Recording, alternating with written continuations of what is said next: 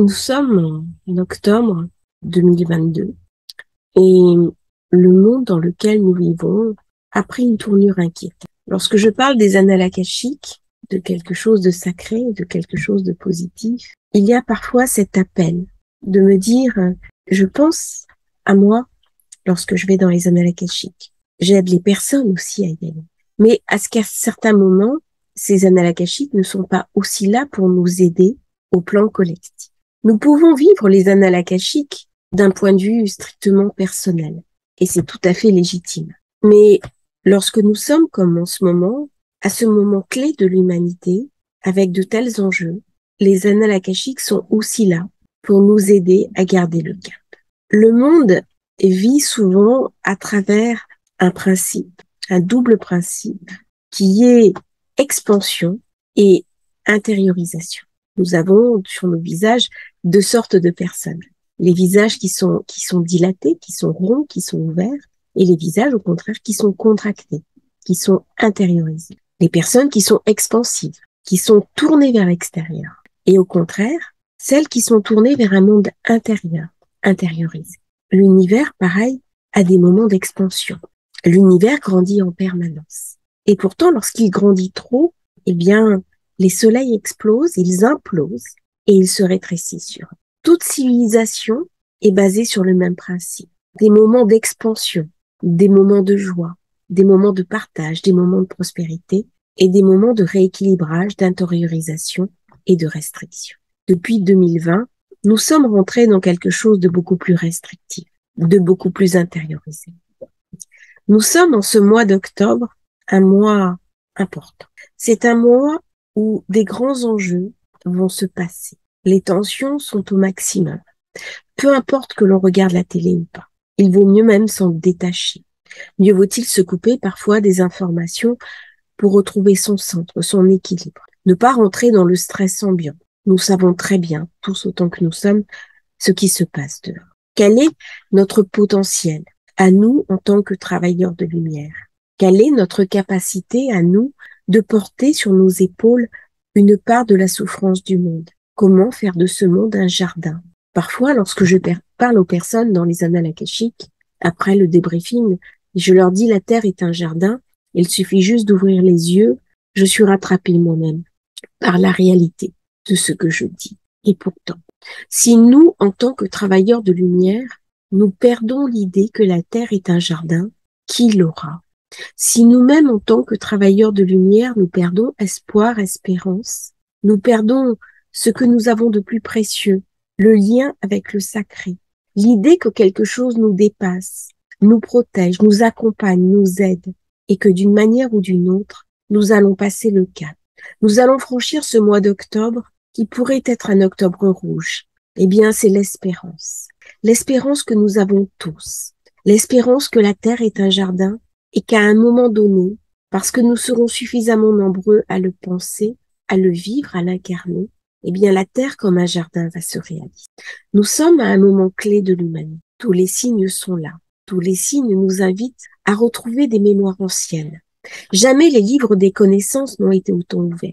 C'est non seulement les annales akashiques qui sont ouvertes, mais aussi toutes les connaissances humaines. Internet a permis un réservoir sans commune mesure avec le passé, sans commune mesure avec les anciennes bibliothèques. Tous les savoirs, toutes les traditions sont directement accessibles.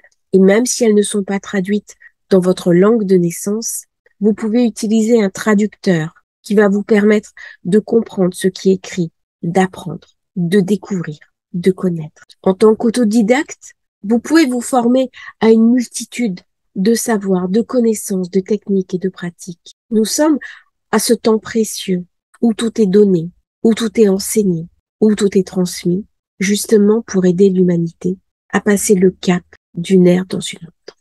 Nous sommes à une période de recalcul. Tous les 2000 ans, il y a une forme de recalcul au niveau des âmes, au niveau des algorithmes. Ce recalcul est une forme de mise à jour. Cela se traduit par une grosse montée énergétique, par une énorme montée en termes de compréhension, par une énorme montée en termes d'ouverture, autant au plan énergétique qu'au plan de la compréhension, de la conscience. Nous sommes désormais aptes à intégrer des savoirs, que nous n'aurions peut-être même pas pu nous-mêmes intégrer beaucoup plus jeunes, ou que nos parents, nos grands-parents n'auraient même pas pu intégrer. Non par manque d'intelligence, mais parce que nous avons un taux vibratoire, un taux énergétique qui nous permet de recevoir en toute simplicité cette nouvelle compréhension au-delà du verbal. Ce passage, en recalcul, crée aussi des frottements. Cela crée aussi des tensions dans la matière.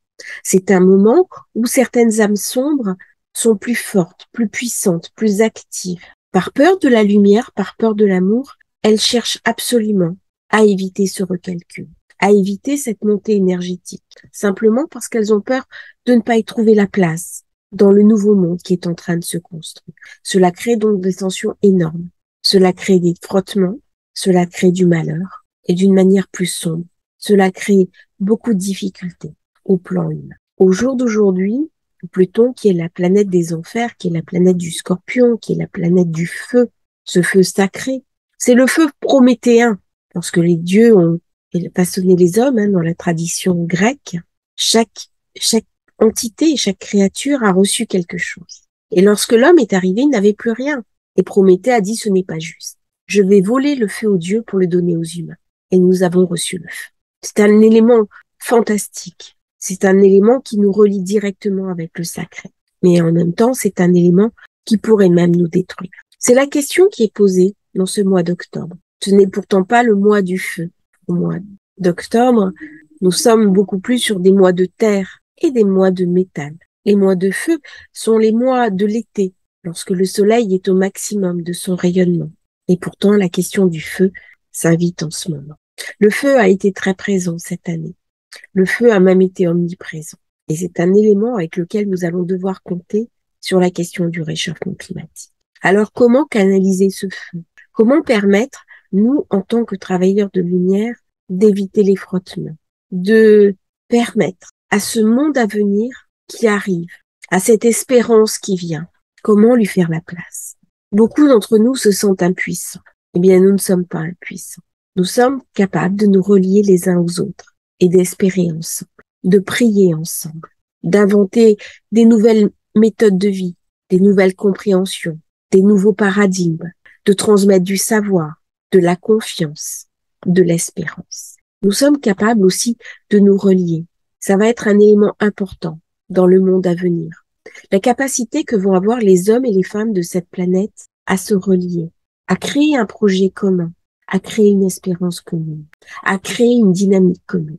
Ne plus voir l'autre comme un ennemi, ne plus voir l'autre comme un obstacle, ne plus voir l'autre comme quelque chose qui vous prive de quelque chose, mais au contraire, qui que soit cet autre, comme quelque chose qui vous apporte, et que lui-même soit dans cette compréhension.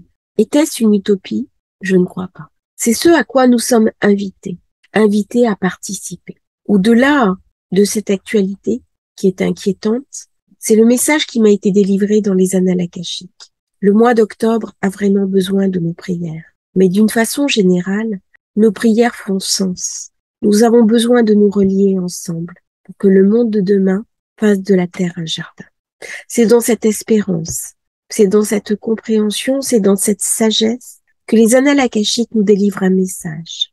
Beaucoup, en rendez-vous, me disent « Je n'ai pas ma place sur terre. Je me sens exclu du monde. » Eh bien, tout simplement, lorsqu'on réalise que la terre est belle et que parfois il suffit de changer le regard que l'on a sur la terre, de s'émerveiller de choses simples comme un coucher de soleil, une forêt, d'écouter le chant des oiseaux, des arbres. Écouter la nature, c'est déjà faire un chemin vers le sacré et donc un pas vers les annales akashiques.